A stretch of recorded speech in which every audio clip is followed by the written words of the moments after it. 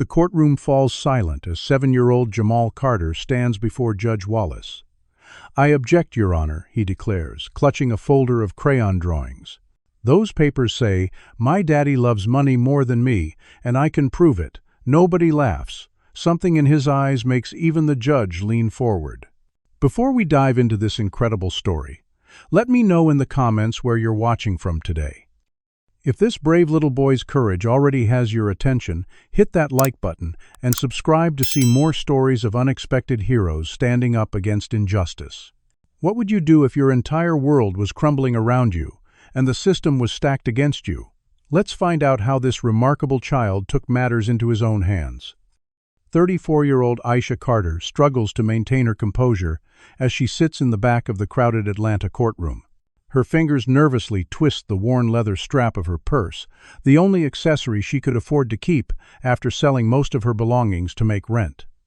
2 weeks earlier, her ex-husband Jeffrey Whitman, a prominent real estate developer with political connections stretching from City Hall to the state capitol, suddenly filed for full custody of their son Jamal after 8 years of deposant, minimal involvement, and inconsistent child support payments. The timing couldn't have been worse for Aisha, who had just lost her job and was struggling to keep their modest apartment. Jeffrey's petition cited Aisha's recent unemployment as evidence of her inability to provide adequate care for their son, painting himself as the stable, successful alternative who could give Jamal opportunities his mother never could. The courtroom itself seemed to emphasize the power imbalance between them. Jeffrey sat confidently at the front beside his attorney, whose suit probably cost more than Aisha's monthly rent while she was relegated to a hard bench in the back, her court-appointed lawyer shuffling papers and looking overwhelmed. The real story behind Aisha's unemployment was far more sinister than the simple job loss Jeffrey's petition described. She had worked for 7 years as a hospital administrator with exemplary performance reviews and regular promotions.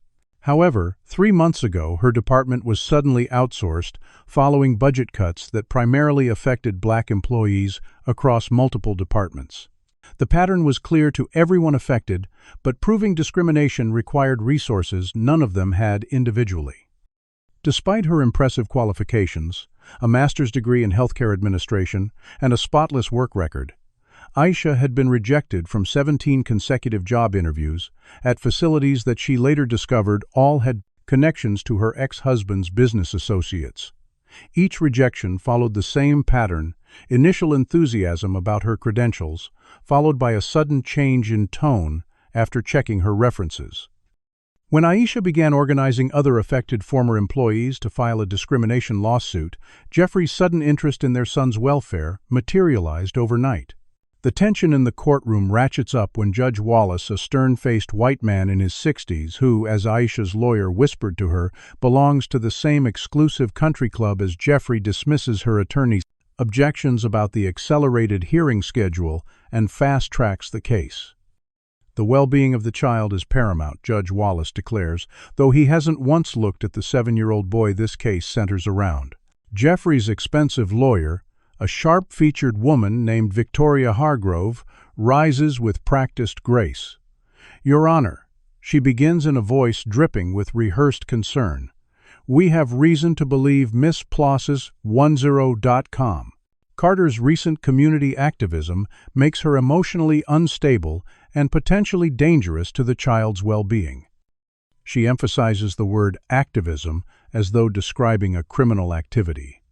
Mr. Whitman is deeply concerned about the radical influences his son is being exposed to during this impressionable age. Aisha feels her chest tighten as she watches Judge Wallace nod thoughtfully at this blatant mischaracterization of her efforts to fight workplace discrimination. Jamal, who was supposed to wait outside with a courthouse volunteer, has slipped unnoticed into the back of the courtroom. His small frame hidden behind a tall man in the last row, he watches with wide eyes as his father, a man who has missed 6 of his last 7 birthdays, describes himself as a concerned and loving parent. Jamal sees his mother's shoulders slump when Judge Wallace interrupts her attorney's weak rebuttal to ask pointedly why she can't just find another job, and suggests that perhaps her attitude problem might be affecting her employability. The judge's tone makes it clear he's already made his decision before hearing all the evidence. When the court takes a 15-minute recess, Aisha rushes to the women's bathroom, locking herself in a stall as tears finally break through her carefully maintained composure. Outside, Jamal waits silently, his small hand clutching the doorframe. When he's sure no one is watching, he quietly opens his mother's purse, which she left on the bench in her haste, and removes the thick manila folder labeled custody case. His young face hardens with determination as he slips the folder into his backpack. If the adults won't help his mother, then maybe it's time for someone else to try. Jamal Carter sits cross-legged on his bedroom floor, surrounded by papers spread in a semicircle around him like a fortress of documents. At 7 years old, he is small for his age, with bright, intelligent eyes that seem to absorb everything they see. Most people who meet him comment on those eyes. Too serious for a child so young, as if they've witnessed things children shouldn't have to see. In many ways, they have. 3 days have passed since the preliminary custody hearing, and Jamal has spent every spare moment studying the contents of his mother's case file. His small fingers carefully separate court documents from financial records, employment rejection letters, and the notes his mother has meticulously kept about Jeffrey's inconsistent involvement in their lives. Jamal's understanding of the legal system is limited, but determined, pieced together from his favorite TV show Justice Heroes, where the good lawyers always win by finding the hidden evidence, and books from the public library, where the good lawyers. His mother takes him after school. Miss Eleanor, the librarian, had noticed his sudden interest in children's books about courts and lawyers, but assumed it was just another of his passing fascinations, like dinosaurs last month and space exploration before that. What no one except his mother fully understands is that Jamal struggles with selective mutism, a condition triggered by traumatic encounters with authority figures. 3 years earlier, when he was only 4, police officers had mistaken him for a much older child due to his height and detained him for matching the description of a preteen suspect. The terror of that experience left him unable to speak in the presence of uniformed officers, teachers, or judges. His words simply freeze in his throat, trapped behind an invisible wall of fear. But alone in his room, Jamal whispers legal phrases to himself, practicing arguments like the attorneys on TV. Objection. Your Honor, that's hearsay. The evidence will show that my client has been unfairly treated. He doesn't understand all the words, but he understands their power. Downstairs, Aisha tries desperately to shield her son from their deteriorating financial situation. She moves silently through their small apartment phone pressed to her ear as she negotiates with yet another utility company. But I sent the payment last week, she insists, voice breaking. I have the confirmation number right here. The representative on the other end remains unmoved. Somehow their system has lost her records again, the 3rd time this has happened since Jeffrey filed for custody. The heat has already been turned off, despite the unusually cold autumn temperatures forcing them to sleep bundled together under every blanket they own. Worse still, the apartment complex, recently purchased by a subsidiary of Jeffrey's development company through a transaction Aisha only discovered through her research for the discrimination lawsuit, has suddenly found code violations in their unit that might require eviction if not addressed immediately. Repairs that would cost thousands they don't have. At school, Jamal has noticed the change in how other children treat him. Once invited to birthday parties and playdates, he now sits alone at lunch, the whispered word charity case following him down hallways. The shift began after Jeffrey made a highly publicized donation to the school's science lab, presenting himself as a concerned father wanting to improve education for all children, including my son. The principal, previously warm and supportive of Jamal's academic achievements, now watches him with wary eyes, as if waiting for signs of the emotional instability Jeffrey's lawyer hinted might be hereditary. That night, unable to sleep in the cold apartment, Jamal creeps down the hallway toward the kitchen where he hears his mother's hushed voice on the phone. "They're all backing out Letitia," she whispers to her former colleague. "People are afraid to testify. They're saying their new jobs might disappear if they speak up about what happened at the hospital." A pause. "I know it's not fair, but what can I do? Jeffrey knows exactly what he's doing." The discrimination lawsuit is stalling. I can't find work. And now he wants to take Jamal. Her voice breaks. The judge barely looked at me like I wasn't even worth listening to. How do you fight when the whole system is against you? Jamal slips back to his room before his mother discovers him eavesdropping. He sits on his bed, small hands clenched into fists. In the dim glow of his nightlight, he makes a decision. The grown-ups have failed his mom, so he must become the grown-up she needs. The next morning, while his mother works her new night shift job cleaning downtown offices, Jamal transforms his bedroom closet into a law office. He arranges his toy briefcase and his grandfather's old suit jacket, kept by Aisha, as one of the few mementos of her father on a small table. With careful precision, he organizes the custody documents according to date, creating timelines and connections using colored pencils and construction paper. On a small mirror attached to his closet door, he practices his arguments, forcing himself to speak clearly and confidently, imagining that Judge Wallace is listening.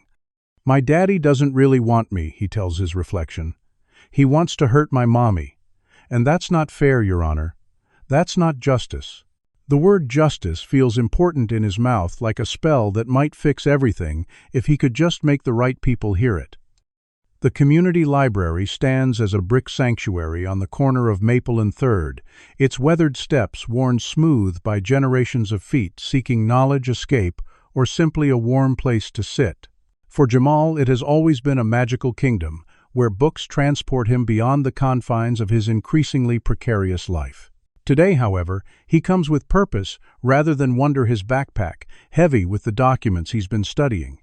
Miss Eleanor Jackson has run this library for over 40 years, her once black hair now a crown of silver coils that frame a face lined with wisdom earned during the civil rights era.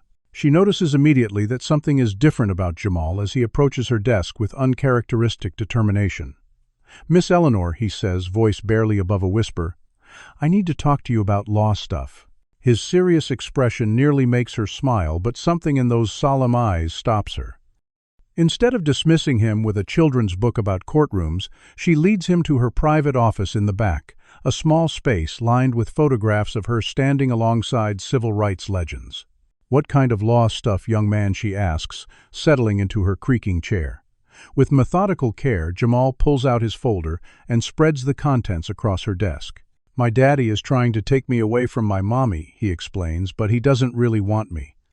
See?" His small finger points to a timeline he's created, marking every missed visit, late child support payment, and forgotten birthday over the past 8 years. Miss Eleanor's amusement fades as she examines the documents more carefully, recognizing the sophisticated pattern of economic pressure and legal maneuvering being employed against Aisha Carter. "Jamal," she says slowly, "where did you get all this information?" "From Mommy's folder," he admits. "She doesn't know I took it." "But the lawyer the court gave her doesn't listen to her, and the judge likes my daddy because they play golf together. I heard my daddy's lawyer say so on the phone." He pulls out crayon drawings depicting his understanding of the connections between his father's business dealings and his mother's employment troubles. Despite the childish execution, the relationships he's mapped show remarkable insight. "I want to be my mommy's lawyer," he declares. On TV, when somebody has a bad lawyer, they can fire them and get a new one. I want to be her new one. Rather than explaining the impossibility of this plan, Miss Eleanor makes a phone call. 20 minutes later, her grandson Marcus arrives, a second-year law student at Emory University, with a passion for civil rights law that mirrors his grandmother's legacy. Tall and broad-shouldered, with locks pulled back from his serious face, Marcus initially humors what he assumes is his grandmother's indulgence of a child's fantasy. But as Jamal walks him through the evidence with remarkable clarity, Marcus's expression shifts from indulgent to astonished. This kid has uncovered a legitimate pattern of corporate discrimination and legal intimidation, he tells his grandmother, while Jamal uses the bathroom. If even half of what he's showing us is accurate, there could be serious civil rights violations here. That timeline of his father's business acquisitions perfectly aligns with his mother's employment rejections.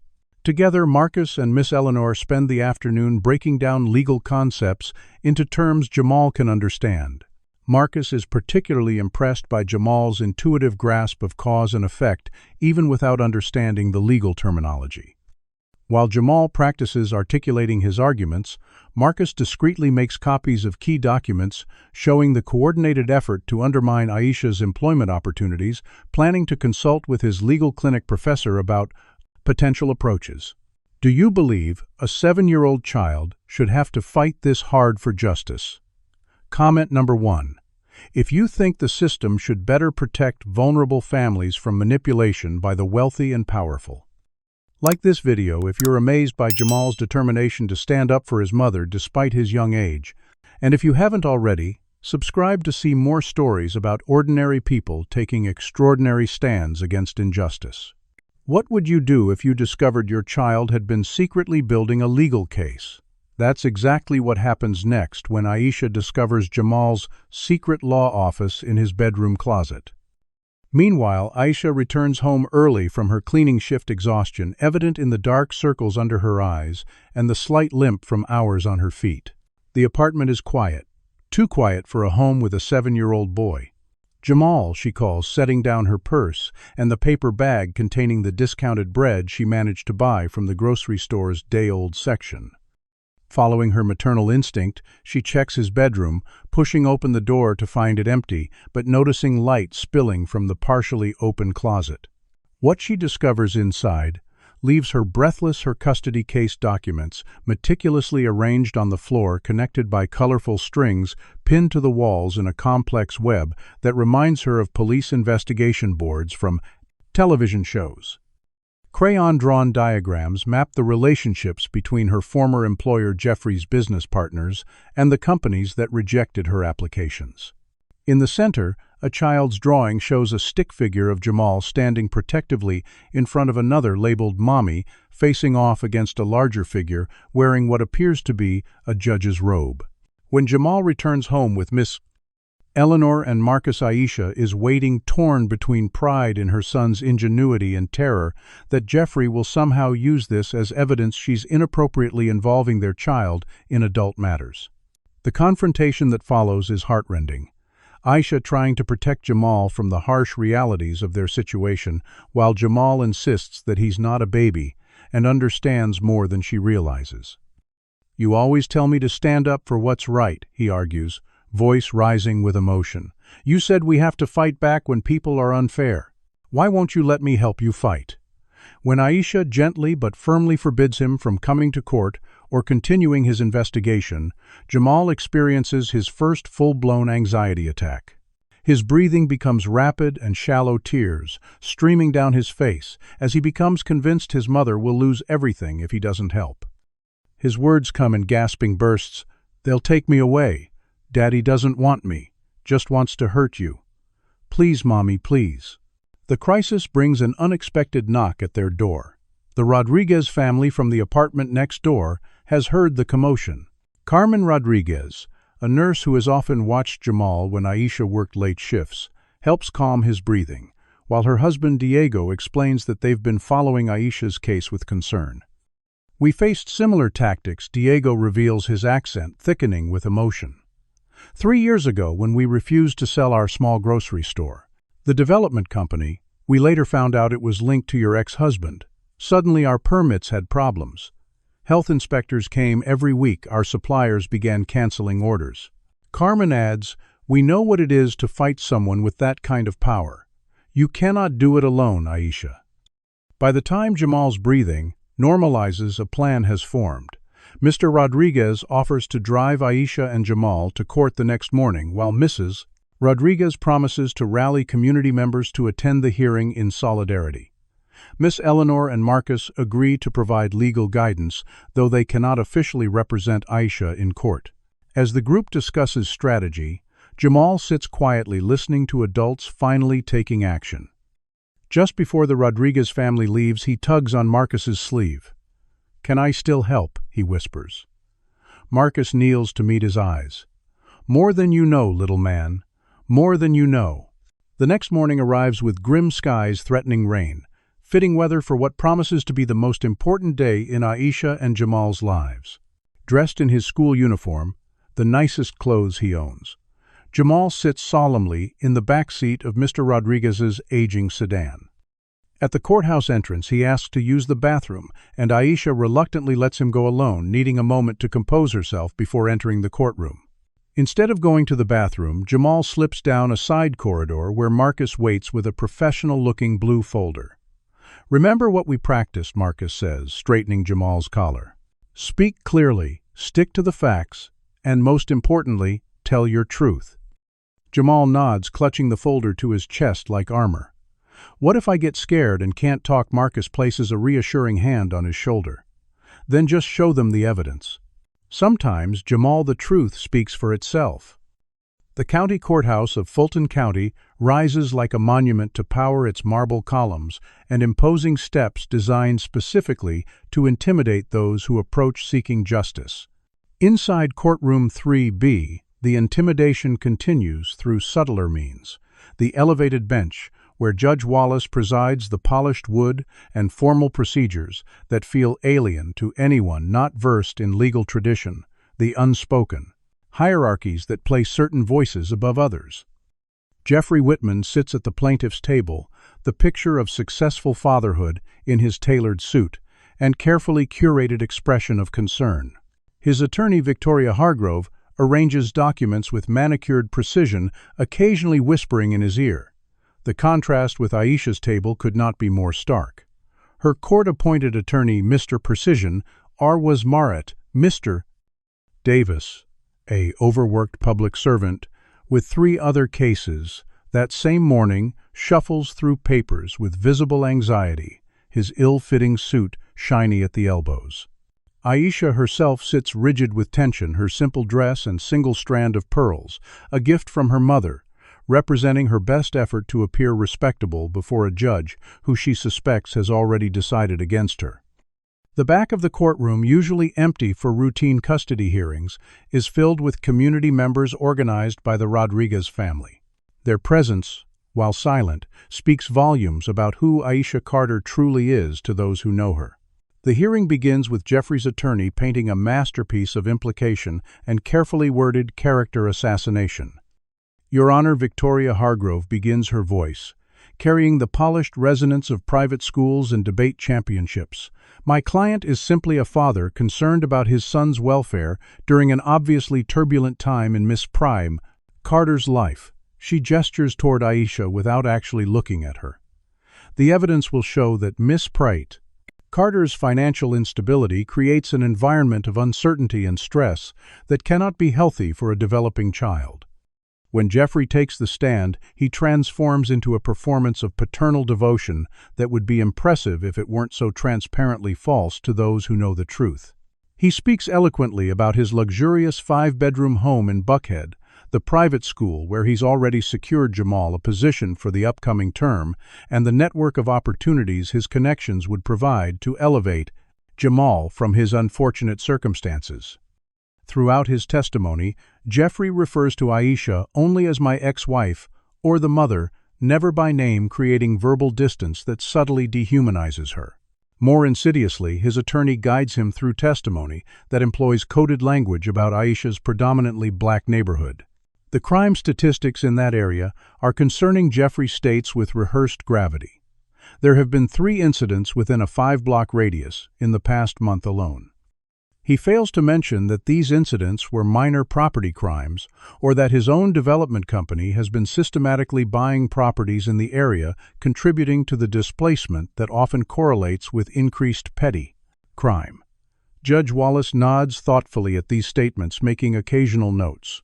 His body language, leaning forward during Jeffrey's testimony, leaning back during objections from Aisha's attorney, telegraphs his predisposition. The courtroom dynamics shift dramatically when Jeffrey's attorney presents enlarged photographs of Aisha participating in a community protest against discriminatory hiring practices. "Your Honor, while Miss Sanchin per Decausen solve, Carter certainly has the right to engage in political activities." Victoria Hargrove says, with calculated precision, "We question whether her prioritization of radical activism over seeking stable employment demonstrates the judgment necessary for primary custody." Aisha's court-appointed attorney rises to object, but his arguments seem half-hearted and unprepared. Your Honor, my client's constitutional rights to free speech and assembly are not relevant to her parenting abilities. Judge Wallace waves away the objection. The court is interested in the whole picture of Miss Carter's lifestyle and choices as they relate to providing stability for the child. When Aisha finally takes the stand, the atmosphere in the courtroom thickens with tension. She speaks clearly about her dedication to her son, her excellent employment record prior to the suspicious department outsourcing, and her efforts to maintain stability during difficult circumstances. However, each attempt to explain the systematic discrimination she's faced is met with objections from Jeffrey's attorney, objections consistently sustained by Judge Wallace. Please limit your responses to the questions asked, Miss Carter, the judge, warns after her third attempt to provide context for her unemployment. When she tries again to explain the pattern of rejection from companies connected to Jeffrey, the judge interrupts. Miss Carter, I'm concerned about your tone and what appears to be an attempt to shift blame for your current circumstances. This confrontational attitude raises questions about your example for your son. The subtle message is clear. A black woman defending herself against injustice is viewed as confrontational rather than rightfully assertive. Aisha's hands tremble as she grips the witness stand, fighting back tears of frustration. The turning point arrives when Judge Wallace, clearly preparing to wrap up testimony and make his ruling, asks whether Jamal is present for the mandated interview portion of custody proceedings. The court would like to speak with the minor child at this time, he announces, scanning the courtroom. Aisha looks around frantically. She had instructed Jamal to wait outside with Mrs. Rodriguez, knowing how traumatic courtroom environments are for him, given his selective mutism. A moment of confusion ensues as the bailiff checks the hallway. Then, like a scene from a movie, no one expected 7-year-old Jamal Carter walks confidently to the front of the courtroom. Instead of heading toward the witness chair where children are typically interviewed, he approaches the judge's bench directly, his small frame barely visible above the wooden barrier. Your Honor, he announces in a clear voice that surprises even his mother, who has heard him go completely silent in the presence of authority figures. I'm here as my mom's lawyer. A ripple of uncomfortable laughter moves through the courtroom. Judge Wallace's eyebrows rise toward his receding hairline. Young man, that's not how this works. Please take a seat in the witness box so we can have our conversation. But Jamal stands his ground, pulling out the blue folder Marcus prepared. I have evidence. He insists, his voice wavering slightly, but gaining strength with each word. Important evidence that nobody is looking at. Jeffrey half rises from his seat. This is inappropriate. The child has obviously been coached. Judge Wallace raises a hand for silence, his curiosity momentarily overriding protocol. What evidence do you think you have, son? The question is asked with the indulgent tone adults often use with children they don't take seriously. Jamal opens his folder and begins methodically explaining how his father's business connections systematically targeted his mother's employment opportunities. He points to timelines, documents, and the patterns he's identified with a clarity that silences the courtroom. My daddy bought the company that owns our apartment building 3 months ago, he explains, pointing to property records Marcus helped him obtain. 2 weeks later, they said, we had code violations nobody ever mentioned before. Then he bought part of the hospital where my mommy worked, and suddenly her whole department got fired. His small finger traces connections on a chart that, while simplified for a child's understanding, shows a disturbing pattern of coordinated pressure. Judge Wallace attempts to interrupt this irregular proceeding, but Jamal's innocent determination and clear presentation have captivated everyone present. When the judge threatens to clear the courtroom, the community members in attendance, many of whom recognize patterns in Jamal's evidence that mirror their own experiences, stand in silent solidarity. The most damning moment comes when Jamal pulls out a calendar where he's marked every promise his father made and broke over the past year. My daddy said he'd come to my birthday in April, but he didn't. He said he'd take me to the Science Museum in June, but he didn't. He said he'd help pay for my asthma medicine when Mommy lost her insurance, but he didn't. He looks directly at his father for the first time. If you don't want to be my daddy, when things are hard, why do you want to be my daddy now? The question hangs in the air like a live wire. Jeffrey, caught off guard by his son's unexpected eloquence, stands abruptly. This is absurd. The boy has clearly been manipulated by his mother. I demand that in his angry outburst, Jeffrey makes a critical mistake. My son doesn't understand the opportunities I can provide him. Private schools, international travel, the best doctors for his condition. Judge Wallace, following standard procedure, asks, "You're referring to the child's asthma." Jeffrey hesitates, clearly searching for the right answer. "Yes, of course." Jamal seizes the opening. "I don't have asthma. I'm allergic to peanuts. Mom mentioned it 5 minutes ago when she was talking about my school lunches." The courtroom falls silent. As the implication becomes clear, Jeffrey doesn't know the most basic health information about the child he's fighting to obtain custody of. In that moment of uncomfortable truth, Jeffrey's carefully constructed facade begins to crumble, revealing the hollow motivation behind his custody petition. The revelation of Jeffrey's ignorance about his own son's medical condition creates a palpable shift in the courtroom atmosphere. Judge Wallace, clearly discomfited by this demonstration of parental disconnection, clears his throat. "Young man, while your presentation is irregular, the court appreciates your concern for your mother." His tone suggests he's preparing to dismiss Jamal's evidence and return to standard procedure. But Jamal, sensing this moment may be his only chance, presses forward with remarkable poise for a 7-year-old. "I have more evidence, Your Honor," he insists, pulling additional papers from his blue folder. With the instinctive timing of a seasoned attorney, Jamal capitalizes on his father's damaging outburst by presenting what he calls his real evidence, a combination of official documents, his own observations, and heart-wrenching crayon drawings documenting the pattern of his father's absences from significant moments in his life. Each drawing depicts a small boy waiting alone. At school concerts, where an empty chair sits reserved at doctor's appointments where his mother holds his hand, instead of the father who promised to be there at home by windows on. Weekends, when scheduled visits never materialized. These childish illustrations, precisely because they come from Jamal's unfiltered perspective, carry an emotional authenticity that formal testimony cannot match. "This is from Christmas last year," Jamal explains, holding up a drawing of a Christmas tree, with presents labeled, "From Mommy," and a conspicuously empty space where "From Daddy" should have been. He promised to come but called on Christmas Eve to say he had an important meeting in New York. Another drawing shows a birthday cake with 7 candles. "He sent a text message 2 hours after my party ended."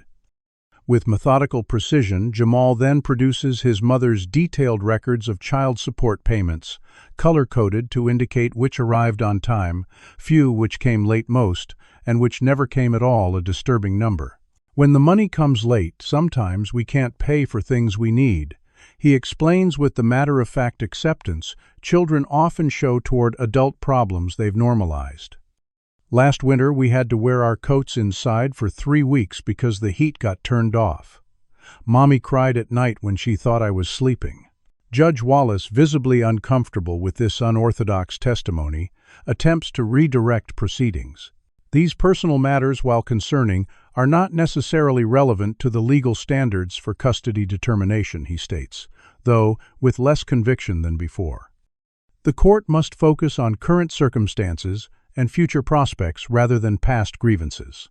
It's at this moment that Jamal produces the most damning evidence printouts of emails from his father's assistant discussing the strategic timing of the custody filing. Marcus, using his law school resources and connections, had legally obtained these documents through a former intern at Jeffrey's company who was disturbed by the explicit calculation behind the custody case. It says right here, Jamal points his finger, underlining key phrases that Marcus had highlighted for him, that Daddy should file for custody now to neutralize the discrimination lawsuit before it gains traction. That means he only wants me to stop Mommy from fighting back when he did something wrong. The courtroom murmurs as this revelation lands. Jeffrey's attorney immediately rises in objection. "Your Honor, this is completely inappropriate. These alleged documents have not been submitted through proper channels, their provenance is questionable at best, and allowing a minor child to present supposed evidence makes a mockery of these proceedings." Before Judge Wallace can rule on this objection, an authoritative voice rises from the back of the courtroom. "Your Honor, if I may address the court," Miss Eleanor Jackson stands her dignified presence, commanding attention despite her small stature.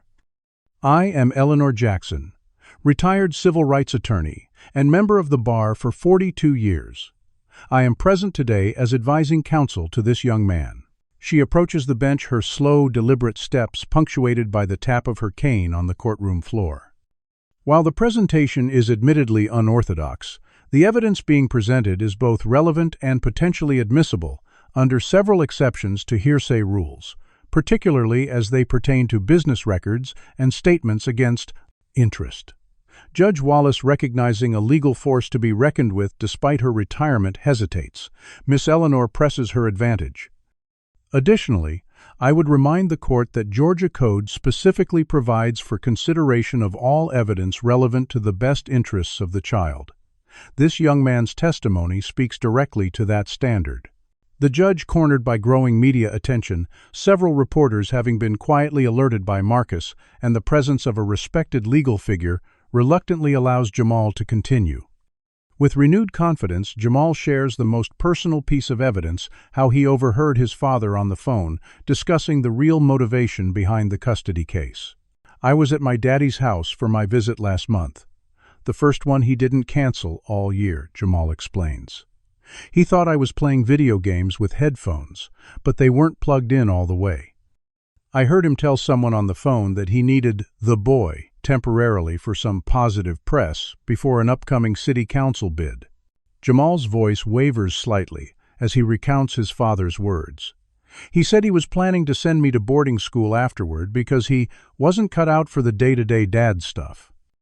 The emotional climax of Jamal's testimony comes when he produces a recording made on his mother's phone, not of his father as the court first assumes, but of Jamal himself. In the recording, Jamal's small voice systematically documents a conversation he overheard between his father and a business associate during his last court-mandated visitation. Daddy said that playing daddy for a few months would solve his optics problem with minority voters in the 4th District. The child's voice on the recording sounds hollow, hurt by the casual cruelty of discovering his own father, sees him as a political prop rather than a beloved son. Jeffrey's face has drained of color, his lawyer frantically scribbling notes and whispering urgently in his ear. "Your Honor, we request an immediate recess to address these unexpected and potentially inadmissible claims." She demands, her previously smooth confidence now brittle with tension. But Jamal hasn't finished. From his folder, he pulls out what might be his most powerful evidence: a hand-drawn legal document where he's written in careful, childish printing every instance of his mother's sacrifices for him. The list spans multiple pages of construction paper taped together. "Mommy works 2 jobs so I can take swimming lessons. Mommy helps me with homework even when she's really tired. When I had nightmares after the police stopped us, Mommy slept on my floor for 2 weeks so I wouldn't be scared. And most tellingly, Mommy teaches me to hold my head high even when white people follow us around stores." This last entry captures something the formal legal proceedings have danced around: the lived reality of racial bias that shapes Aisha and Jamal's daily experiences, the extra burden of dignity and resilience Aisha must instill in her black son navigating a world that often views him with suspicion. The simple honesty of a child's perspective renders the courtroom momentarily silent. Even Judge Wallace, who began the proceedings with clear bias toward Jeffrey, appears shaken by this unfiltered glimpse into the reality behind the legal arguments.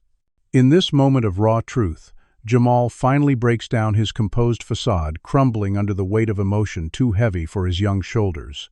"Why does my dad only want me now when it helps him?" he asks, voice cracking. His next question pierces the formal veneer of legal proceedings with devastating simplicity. "And why does nobody care that it's not fair what they did to my mom?" In the silence that follows, Jeffrey stares at the table before him, unable to meet his son's eyes. Judge Wallace, for the first time, looks directly at Aisha and sees not a case number but a mother who has carried burdens few in the courtroom could comprehend. The truth, spoken by a child too young to understand the systemic forces arrayed against his family but wise enough to recognize their fundamental injustice, hangs in the air demanding a response that mere legal procedures seem inadequate to provide. Following Jamal's emotional testimony, Judge Wallace calls an emergency recess, his gavel striking with unusual force as if to physically break the tension permeating the courtroom. "This court will reconvene in 30 minutes, he announces, voice strained. All parties are to remain available. As he retreats to his chambers, the machinery of power begins to mobilize against the unexpected challenge presented by a 7-year-old boy and his determined mother. The marble hallway outside courtroom 3B transforms into a battlefield of whispered strategies and veiled threats. Jeffrey huddles with his legal team, their faces grim as they assess the damage to their carefully constructed narrative. Victoria Hargrove dispatches junior associates with urgent phone calls, while Jeffrey himself makes repeated trips to a private conference room, each return marking his expression with increasing confidence despite the courtroom setback. It takes exactly 17 minutes for their counterattack to begin. Aisha, sitting alone on a hard bench while her court-appointed attorney confers with the clerk about procedural issues, finds herself suddenly flanked by Jeffrey's attorneys. Victoria Hargrove takes the seat beside her close enough that her expensive perfume creates an invisible barrier of privilege. "Miss Carter," she begins, voice pitched low and intimate, "my client is prepared to be extraordinarily generous under the circumstances." The offer she outlines seems designed to tempt someone in desperate financial straits, a substantial settlement in exchange for full custody and Aisha's signature on a comprehensive non-disclosure agreement. "Think about Jamal's future," Victoria suggests, her smile never reaching her eyes. "Private school, college fund opportunities you simply cannot provide, and of course generous visitation rights for you." When Aisha straightens her spine and refuses without hesitation, the velvet glove falls away to reveal the iron fist beneath. "That's unfortunate," Victoria responds, standing smoothly. "You should know that we've been in touch with the Housing Authority regarding your public housing application. Apparently there are some discrepancies that require review." Her pause carries clear implication. "Similarly, we understand you have several pending job interviews next week. It would be a shame if those opportunities were to evaporate." Before Aisha can respond, Victoria delivers her final threat with surgical precision. "And of course, given Jamal's unusual behavior today, we'll be requesting a comprehensive psychological evaluation." The court takes a very dim view of parental coaching and manipulation, particularly when it appears a child has been weaponized for litigation advantage. She walks away, leaving Aisha trembling with a combination of rage and terror. Meanwhile, in a small conference room designated for child interviews, Jamal sits across from Dr. Harriet Wilson, a court-appointed child psychologist with steel-gray hair and a clipboard permanently attached to her hands. Unknown to Aisha, Jeffrey's connections have ensured this particular psychologist's assignment.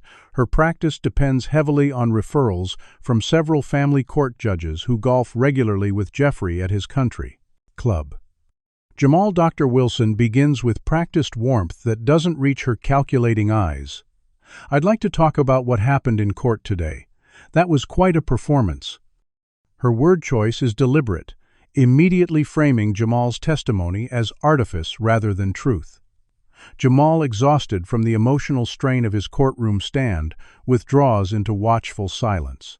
His selective mutism, triggered by the confrontational interview and separation from his mother, returns in full force. Dr. Wilson interprets his silence as obstinance. "You know, Jamal, when children suddenly become very interested in adult matters like court cases and legal evidence, it often means someone has been putting ideas in their head." She leans forward. "Has your mother been talking to you about the case? Has she told you what to say to the judge?"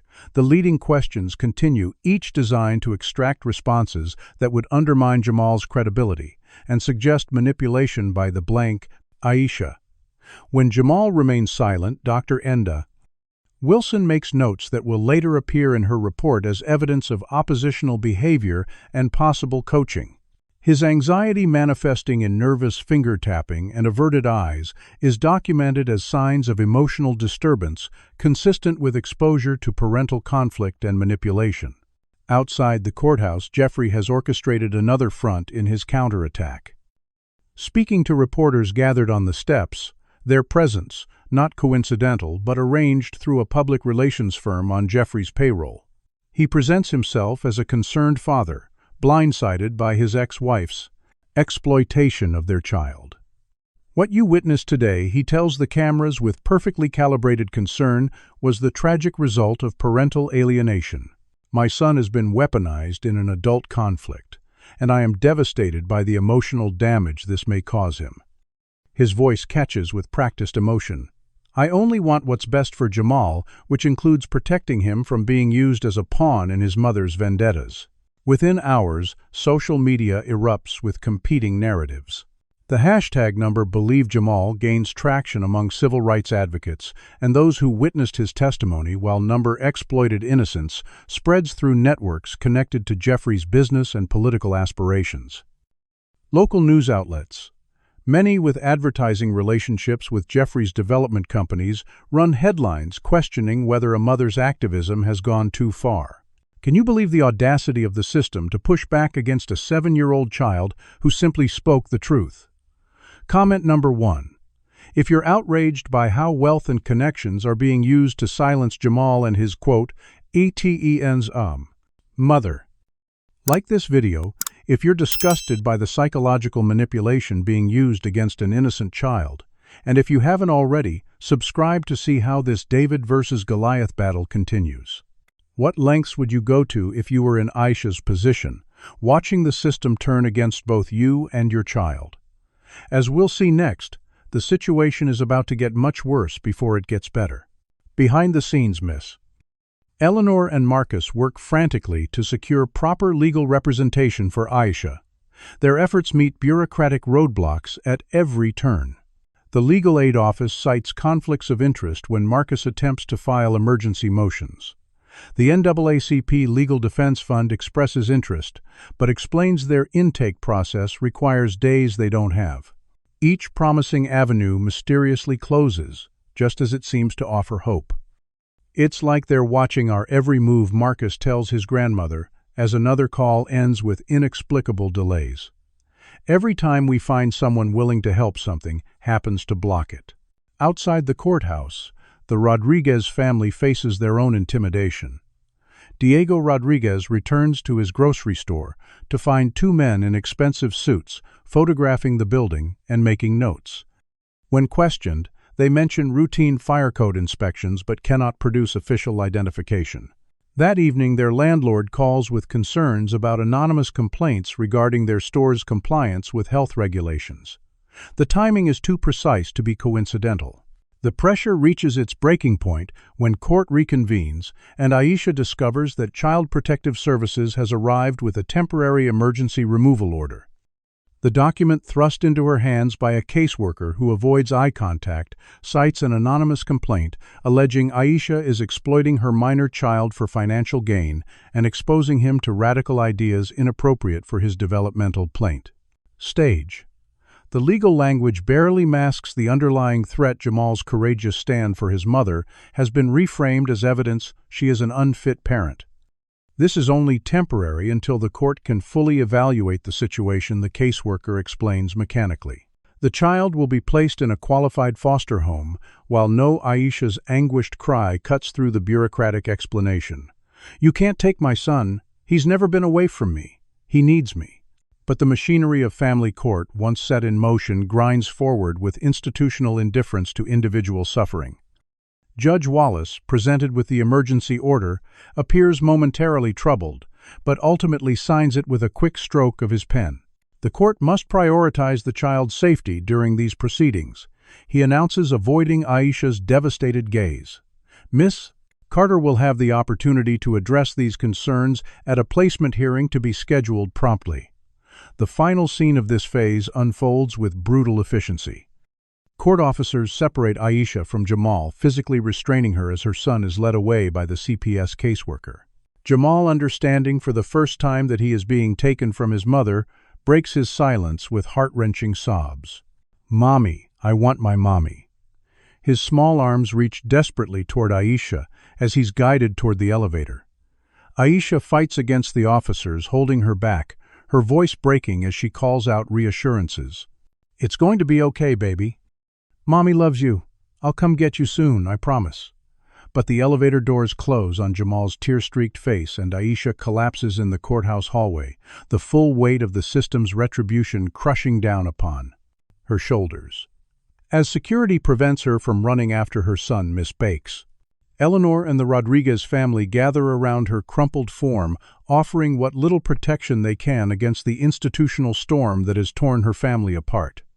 The state-run children's residential facility, where Jamal spends his first night away from his mother, resembles a hospital more than a home with its fluorescent lighting and antiseptic smell. In a room shared with another boy, a 10-year-old whose parents died in a car accident 3 months ago and whose relatives are still fighting over who doesn't have to take him, Jamal sits cross-legged on a narrow bed, with institutional green sheets. His selective mutism has returned completely, a psychological fortress, protecting him from a world that punished him for speaking truth.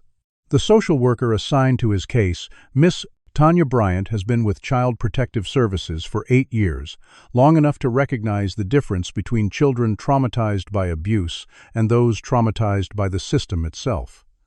She watches with concern as Jamal refuses meals, refuses to speak, refuses eye contact. His withdrawal so complete, it seems he's trying to disappear altogether. "Jamal," she says, gently sitting at the edge of his bed. "I know this is scary. Would you like to draw to ache? Sometimes it's easier to show how we feel than to say it." She offers colored pencils and paper resources, often in short supply at underfunded state facilities, but which she purchases with her own limited salary. At first, Jamal ignores the offering. But as hours of silence stretch into the early morning, his small hand eventually reaches for the paper. What emerges isn't the typical drawings of children in crisis. No frightening monsters or chaotic scribbles. Instead, Jamal produces meticulously detailed diagrams, mapping the connections between his father's businesses and the systematic discrimination against his mother and others in their community.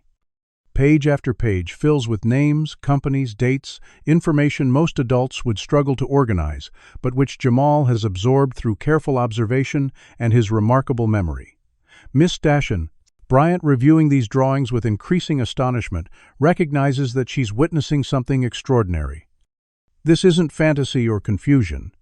It's documentation created by a child too young to fully understand the systems he's mapping, but who nonetheless perceives their patterns with unsettling clarity. Miles away in the apartment, that feels cavernously empty without her son Aisha, sits surrounded by unlikely allies. The shock of Jamal's removal has transformed into cold determination, her tears replaced by strategic focus. Miss Eleanor Jackson, drawing on decades of civil rights battles, activates networks dormant since the 1960 seconds. Her living room becomes command central, her ancient Rolodex yielding phone numbers of attorneys, journalists, and activists who owe her favors accumulated through a lifetime of fighting for justice. "Gerald," she says, into her landline phone, refusing to adopt cell phones in her 80s. "It's Eleanor Jackson." "Yes, that Eleanor Jackson. I'm calling in that favor from Birmingham." Across town, Marcus converts a study room at Emory Law School into a legal war room. Fellow law students initially drawn by curiosity about his sudden intensity stay when they understand the stakes. They research precedents for children's testimony, document patterns of judicial bias in family court cases involving black mothers, and build a comprehensive timeline connecting Jeffrey's business maneuvers to the custody battle. "Look at this," a second-year student named Jennifer exclaims, pointing to her laptop screen. Judge Wallace has ruled on 3 previous cases involving Whitman Development subsidiaries. All 3 decisions favored the company's interests. Another student cross-references property records. And here, the country club where Wallace and Whitman are both members sits on land developed by Whitman's company with special tax incentives approved while Wallace was on the County Planning Commission. The Rodriguez family transforms their small grocery store into a community command center after hours. Neighbors who initially kept their distance from Aisha's troubles, fearing similar retaliation, now gather to share their own experiences with Jeffrey's business practices. A pattern emerges: small business owners pressured to sell property in revitalizing areas, mysterious code violations appearing after refusals, minority employees systematically pushed out of companies acquired by Whitman Development. Diego Rodriguez records these testimonies on his daughter's laptop, creating a database of affected community members willing to speak publicly. "When we fight alone, we lose," he tells the gathered group, his accent thickening with emotion. "When we fight together, we stand a chance." The breakthrough comes from an unexpected direction. Mrs. Bennett, Jamal's regular teacher at Westside Elementary, arrives at Aisha's apartment with a thick manila folder under her arm. The white teacher in her late 50s has always been kind to Jamal, but maintained professional distance from the family conflicts affecting her students. Today, however, her usual reserve has been replaced by righteous indignation. "I've documented every parent-teacher conference for the past 3 years," she explains, spreading papers across Aisha's kitchen table. "Mr. Whitman has never attended a single one despite receiving the same notifications you did. I've kept every email, every response, every excuse." More significantly, Mrs. Bennett produces records of Jamal's academic excellence, despite his selective mutism and anxiety. "This child has maintained straight, as while dealing with trauma that would cripple most adults," she states firmly. "That doesn't happen without extraordinary parental support and stability at home." Her most damning evidence comes in the form of email correspondence, showing Jeffrey's foundation had made a substantial donation to the private school mentioned in his custody petition. The donation came with specific conditions: the school would accept Jamal mid-year, regardless of assessment results or space limitations, and would provide documentation of the child's progress as needed for custody proceedings. "They're literally buying his admission," Mrs. Bennett says, disgust evident in her voice. "No evaluation, no consideration of whether the environment suits his needs, just a transaction." Meanwhile, Marcus's legal research uncovers a critical oversight in the court proceedings. Judge Wallace failed to disclose financial investments in 3 development projects led by Jeffrey's company, creating a clear conflict of interest that could form the basis for an appeal and possible mistrial. More importantly, these conflicts potentially invalidate the emergency removal order that separated Jamal from his mother. Online, the number Believe Jamal movement grows beyond local interest to attract national civil rights organizations. Community members share their own experiences with Jeffrey's business practices, creating a crowdsourced investigation that traditional media begins to notice. Local news outlets, initially favorable to Jeffrey's narrative, find themselves questioned by viewers about their coverage biases. The most unexpected ally emerges on the 7th day of Jamal's separation from his mother. Lauren Winters. Jeffrey's executive assistant for the past 4 years approaches Aisha outside the courthouse after a procedural hearing. The stylishly dressed white woman in her 30s glances nervously over her shoulder before speaking in a hushed voice. "I can't be seen talking to you," she begins, "but I have information you need." Lauren explains that she's witnessed Jeffrey's orchestrated campaign against Aisha from its inception, taking notes and gathering evidence out of growing moral discomfort. "I started working for him because the job paid well and looked prestigious," she admits. "I stayed because I thought I could do more good from the inside once I realized what was happening." Her evidence includes recordings of strategy meetings where Jeffrey explicitly stated his intention to make an example of Aisha to discourage other discrimination lawsuits. He said, and I quote, "When we're done, no one will dare challenge us because they'll see what happened to her." Lauren's decision to come forward stems from her own experience of workplace discrimination, passed over for promotion repeatedly, despite outstanding performance reviews, and her disgust at seeing Jamal used as a pawn. "I don't have children," she tells Aisha, "but I have a nephew Jamal's age. The thought of him being taken from my sister for corporate gain makes me physically ill." As Jamal's case gains national attention, the final piece falls into place. A prominent civil rights attorney named Benjamin Williams agrees to represent Aisha pro bono. His reputation for challenging systemic discrimination brings immediate credibility and resources to their fight. With this comprehensive support network in place, a coordinated legal strategy emerges: simultaneous filings for emergency custody, restoration, judicial misconduct charges, and a federal civil rights investigation, all timed to hit as media attention reaches its peak. The night before these filings, Aisha sits alone in Jamal's bedroom holding his favorite stuffed dinosaur, a threadbare Tyrannosaurus Rex he's had since he was 3. For the first time in days, she allows herself to cry the quiet sobs of a mother separated from her child by forces that never cared about either of them as human beings. When the tears subside, she straightens her shoulders and returns to the living room where her allies wait with final preparations. Tomorrow, the system that tried to crush them will learn what happens when community power mobilizes against institutional injustice. The emergency hearing to review Jamal's placement begins precisely at 9 o'clock on a Tuesday morning. The proceedings have been moved to a larger courtroom to accommodate increased public interest, though public interest hardly captures the scene outside the courthouse.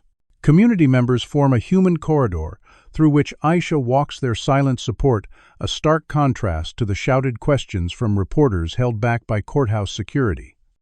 Inside courtroom, 5 amperes the atmosphere crackles with tension.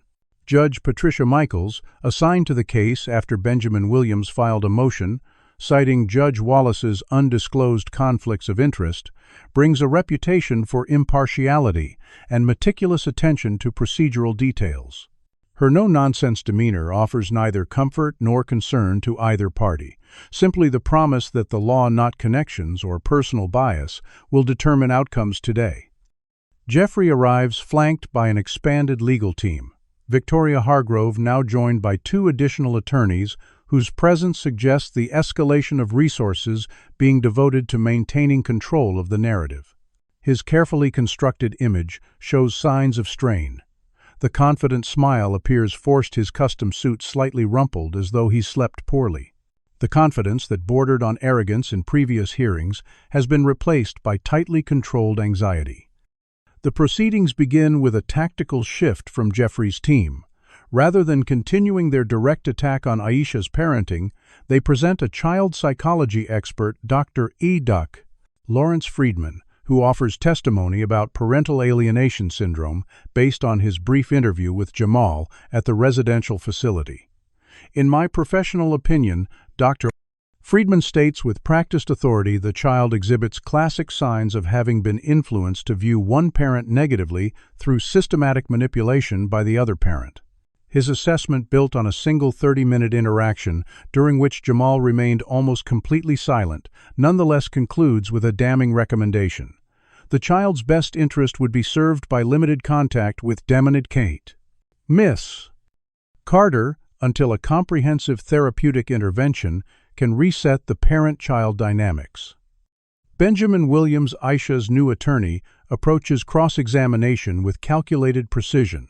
His questions establish that Dr. Friedman has testified in 67 custody cases over the past 5 years, 64 times on behalf of the wealthier parent, regardless of gender or circumstances. When pressed about his methodology for diagnosing parental alienation in a child who didn't speak during their session, Friedman's confident facade cracks slightly. The silence itself is diagnostic, he claims. Children coached by alienating parents often display anxiety when questioned about the coaching. The turning point in dismantling Jeffrey's narrative comes when Lauren Winters takes the stand. Despite visible nervousness, her hands trembling slightly as she's sworn in, her testimony delivers devastating precision. She presents documented evidence of Jeffrey's orchestrated campaign, including meeting notes where the custody case strategy was explicitly tied to undermining Aisha's discrimination lawsuit. Jeffrey's attorneys attempt to discredit her as a disgruntled employee, acting from personal animosity, but Lauren remains composed. I was given a 20% raise and promoted to senior executive assistant 3 weeks ago, she counters. I'm not disgruntled about my treatment. I'm disturbed by the company's ethics. When asked why she didn't come forward earlier, her answer silences the courtroom. I was afraid, she admits simply. I've seen what happens to people who challenge Mr. Whitman. But watching a child being used as leverage in a business strategy crossed a line I can't ignore, regardless of personal consequences. The most damning evidence comes when Lauren presents recorded conversations, legally obtained in Georgia, which requires only one-party consent for recording. Jeffrey's voice, unmistakable and unguarded, discusses the custody case in explicitly strategic terms. Once we have the kid, she'll have to drop the discrimination suit if she ever wants to see him again. Two problems solved with one move. Judge Michaels, whose expression has remained neutral throughout, asks pointed questions about the chain of custody for these recordings and their authentication. Satisfied with the responses, she admits them into evidence despite vehement objections from Jeffrey's legal team. The credibility of Dr. Harriet Wilson, the court-appointed psychologist who evaluated Jamal after his courtroom testimony, crumbles when Marcus presents research documenting her history of testimony. In 87% of cases, her recommendations favored the wealthier party in custody disputes. More concerning financial records reveal that her private practice receives substantial referrals from a mental health foundation on whose board Jeffrey sits, a connection she failed to disclose as a potential conflict of interest. Mrs. Bennett's academic records provide concrete evidence of Jamal's emotional stability and success under Aisha's care, directly contradicting claims that her parenting has been detrimental to his development. In my 23 years of teaching Mrs. Bennett testifies, I've rarely seen a child so well supported through difficult circumstances. Despite his anxiety in authority situations, Jamal's academic performance has remained exceptional, which doesn't happen without extraordinary home stability. The climactic moment arrives when Judge Michaels agrees to speak with Jamal privately, in chambers, with only a court reporter present to maintain a record. In the hushed courtroom, all parties await this crucial interaction. Jeffrey projecting confidence that the judge will see through a coached performance, Aisha praying that her son will find his voice when it matters most. Inside the judge's chambers, Jamal sits rigidly in an oversized leather chair, his feet dangling above the carpet. Judge Michaels, recognizing his anxiety, moves from behind her imposing desk to sit in an adjacent chair, reducing the physical barrier between them. Jamal, she begins gently. I know talking to adults you don't know can be scary. You don't have to say anything if you don't want to. We can just sit quietly, or you can write things down or draw pictures. Whatever makes you comfortable. Her approach, patient, non-demanding, and offering multiple communication options, gradually eases Jamal's defensive posture. Though initially silent, he eventually begins communicating through writing then, simple drawings, and finally in hesitant, whispers that grow more confident as Judge Michaels demonstrates she's genuinely listening. What emerges is a child's unfiltered account of his experiences, his father's sporadic presence in his life, his mother's consistent support despite increasing hardships, his observations made with a child's perceptiveness of the systematic pressure applied to his mother and others in their community. My daddy doesn't really want me, he explains with heartbreaking matter-of-factness. He wants to make my mommy stop fighting back. I heard him tell his friend on the phone. When Judge Michaels gently asks about his extraordinary courtroom presentation, Jamal's response illuminates the difference between coaching and a child's genuine understanding. Miss Eleanor and Marcus helped me organize my evidence and taught me courtroom words, he acknowledges. But the evidence was mine. I've been collecting it since Daddy started trying to take me away. Nobody told me what to say about what happened. Outside the chambers, as Jamal's interview continues longer than expected, a dramatic shift occurs in Jeffrey's position. His attorney receives an urgent message, leaning close to whisper in Jeffrey's ear. His face drains of color as he learns that federal investigators have arrived at his office with warrants related to discriminatory housing practices and witness intimidation. The evidence, compiled by Lauren Winters and delivered directly to federal authorities through Marcus's law school connections, has triggered an investigation that bypassed local influences. Jeffrey's attorney urgently consults with her client, their whispered conversation growing increasingly tense. The words, criminal exposure and withdraw the petition, become audible to those seated nearby as they debate strategic retreat. Just as it appears justice will finally prevail, the machinery of privilege makes a desperate countermove.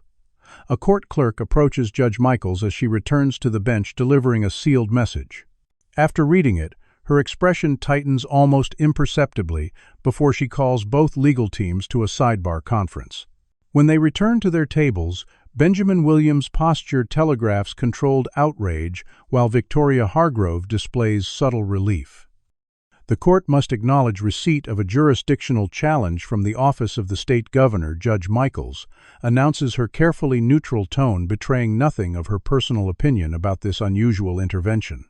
Due to procedural complications that have been raised regarding this case, the court must temporarily suspend these proceedings, pending review by the Administrative Judicial Panel. The federal investigation, she explains, has also been temporarily suspended pending jurisdictional clarification, a rare intervention suggesting political pressure at the highest levels of state government. Jeffrey's political connections, it seems, extend even further than anticipated. Judge Michaels' final ruling before adjourning offers one small mercy. Aisha will be permitted a supervised visitation with Jamal that afternoon at the residential facility. The judge's eyes meet Aisha's, briefly conveying what her judicial position prevents her from saying aloud, that this interruption of justice troubles her professional conscience.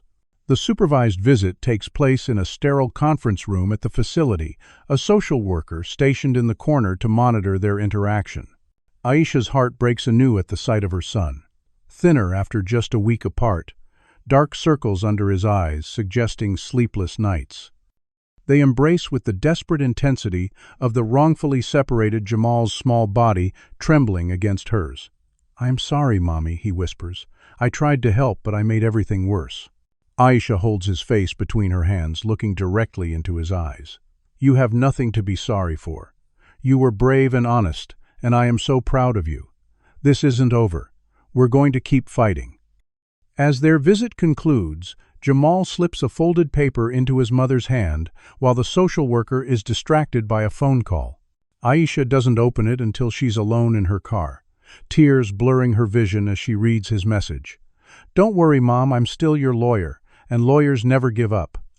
3 weeks of legal limbo stretch Aisha's resources and resolve to their breaking point. The apartment they've fought to keep now feels like a way station rather than a home. Jamal's toys and books untouched since his removal. Weekly supervised visitations offer brief respites of connection, but end with renewed heartbreak as mother and son are separated again. Yet beneath the personal anguish, momentum builds. What began as one family's fight against injustice has catalyzed a movement that grows beyond anyone's control. Community canvassers document dozens of similar cases where Jeffrey's business interests intersected with custody battles, housing displacements, and employment terminations, creating a pattern too systematic to dismiss as coincidence. National civil rights organizations file amicus briefs challenging the procedural delays as themselves discriminatory. Investigative journalists follow financial connections between state officials and Whitman Development Publishing, findings that create public pressure for transparency. When Aisha and her now substantial legal team enter the courtroom for the final custody hearing, the gallery is packed with community members, media representatives, and observers from civil rights organizations. The atmosphere crackles with anticipation as Judge Michaels returns to the bench, the administrative review of her jurisdiction finally complete. Jeffrey arrives looking confident once more, accompanied by a new strategic consultant with known connections to state politics. His expanded legal team occupies 2 tables, their polished appearance and subtle smiles, suggesting they believe the outcome remains under their control. Judge Michaels begins with a comprehensive summary of the case, acknowledging its unusual procedural history and the extraordinary public interest it has generated. She emphasizes that despite these complications, her ruling must prioritize one consideration above all others: Jamal's best interests as defined by law and supported by evidence. This court has reviewed all submitted evidence, conducted additional interviews, and consulted with appropriate experts, she states. While the court recognizes the emotional nature of custody proceedings, decisions must be based on factual determinations rather than sympathy or speculation. The measured neutral language offers no hint of her conclusions, maintaining judicial impartiality that reveals nothing of her personal assessment. As she begins reading what sounds ominously like a ruling favoring Jeffrey, citing his financial stability and educational opportunities as positive factors for consideration, Aisha feels hope drain away. Benjamin Williams places a reassuring hand on her arm, his expression suggesting the fight isn't over, but the judge's methodical march through factors seemingly favoring Jeffrey paints an increasingly bleak picture. Additionally, Judge Michaels continues, "The court must consider the child's need for stability and consistency." The courtroom doors swing open, interrupting her statement. A federal marshal enters, followed by agents in suits, whose purpose becomes clear as they approach Jeffrey with papers in hand. Jeffrey Whitman, the lead agent, announces, "I'm serving you with federal indictment papers on charges of conspiracy, witness tampering, and civil rights violations under the Fair Housing Act and Equal Employment Opportunity statutes." The courtroom erupts in whispers as Jeffrey receives the documents with visibly trembling hands. His attorney immediately requests a recess, which Judge Michaels grants with remarkable composure, as though the dramatic interruption of federal agents was a routine procedural matter. During the 15-minute recess, the gallery buzzes with speculation. Benjamin Williams receives urgent updates on his phone, sharing them in hushed tones with Aisha and their legal team. The picture that emerges is astonishing. Lauren Winters had taken copies of Jamal's evidence combined with her own documentation directly to federal authorities through channels independent of the local investigation. Her testimony, paired with data from Aisha's discrimination lawsuit and similar patterns identified in 3 other states where Whitman Development operated, created a case federal prosecutors couldn't ignore regardless of Jeffrey's political connections. When court reconvenes, Jeffrey's demeanor has transformed completely. Gone is the confident businessman accustomed to controlling outcomes through money and influence. In his place sits a man confronting the unthinkable, that his actions might have consequences his wealth cannot neutralize. Judge Michaels, acknowledging the significant development, announces she has reviewed the federal indictment during the recess. While the criminal charges against Mr. Place accoutains to Axen development, Whitman must be adjudicated in federal court and carry a presumption of innocence until proven guilty. She states the evidence underlying those charges directly impacts this custody determination. Her ruling, when it finally comes, is unequivocal. Full custody is awarded to Aisha with supervised visitation for Jeffrey pending the outcome of his criminal case. More importantly, Judge Michaels issues a separate ruling acknowledging the evidence of systematic discrimination presented during the proceedings and referring it for further investigation by appropriate authorities. The court cannot ignore evidence suggesting that this custody petition was filed not out of genuine concern for the child's welfare, but as a strategic maneuver to silence legitimate civil rights complaints, she declares. Such manipulation of family court proceedings represents an abuse of the legal system this court cannot condone. As the gavel falls finalizing her decision, Aisha sits momentarily frozen, the sudden victory too overwhelming to immediately process. It's Jamal's social worker rushing into the courtroom with the boy himself who breaks the spell. "The judge called ahead," she explains breathlessly. "He can go home with you right now." The reunion that follows, mother and son clinging to each other in the center of the courtroom while supporters applaud around them, represents not just a family reunited, but a community witnessing justice prevailed against overwhelming odds. In the weeks that follow, Aisha's personal victory expands into wider impact. Job offers arrive from organizations impressed by her integrity and determination in the face of systematic pressure. She ultimately accepts a position with a civil rights advocacy group focusing on economic discrimination, using her first-hand experience to help others facing similar battles. Jeffrey's indictment triggers investigations into his business practices across multiple states, revealing patterns of discrimination that affect hundreds of families. While his wealth ensures the best legal defense, the public exposure of his methods dramatically reduces his political influence and business opportunities. His company's stock plummets as major investors distance themselves from the controversy. Jamal, no longer silenced by anxiety, becomes a youth spokesperson for community empowerment.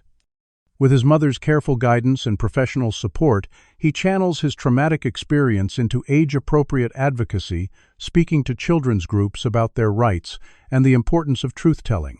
The truth is like a superhero, he tells a group of elementary school students at a community center event.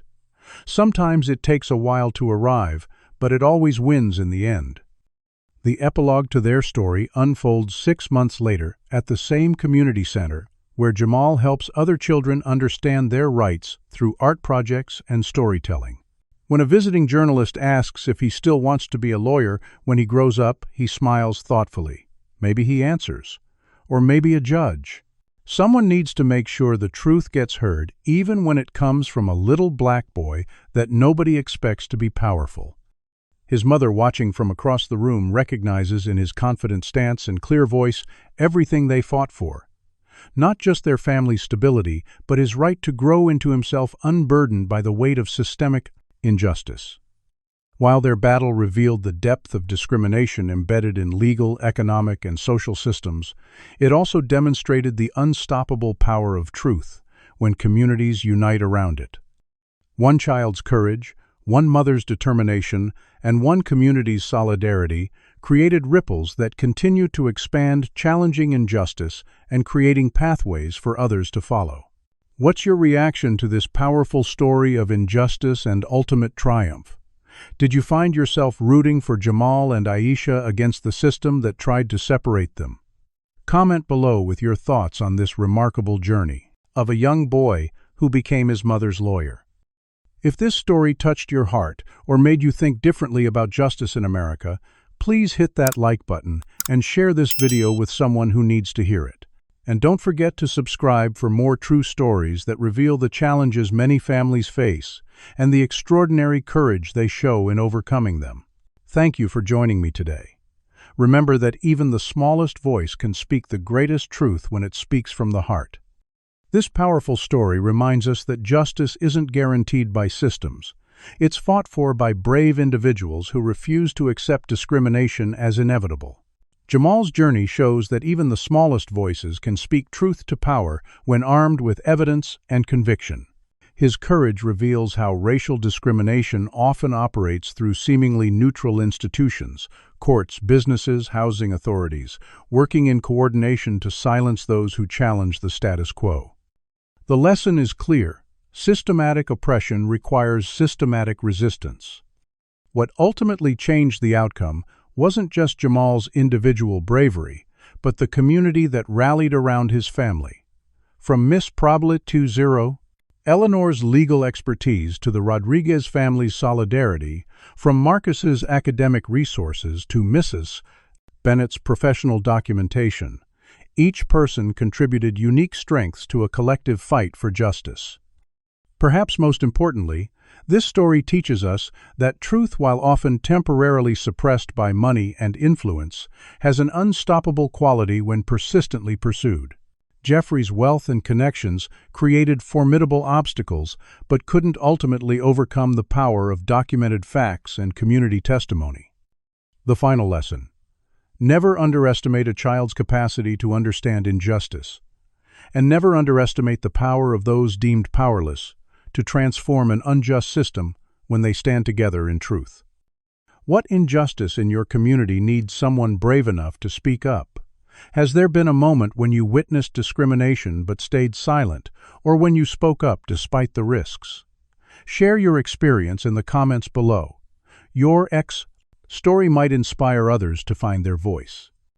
If Jamal's courage touched your heart today, hit that like button to help this story reach others who need to hear it. The systems that tried to separate this family are still operating in communities across America. Subscribe to our channel for more stories that expose injustice and celebrate those fighting back.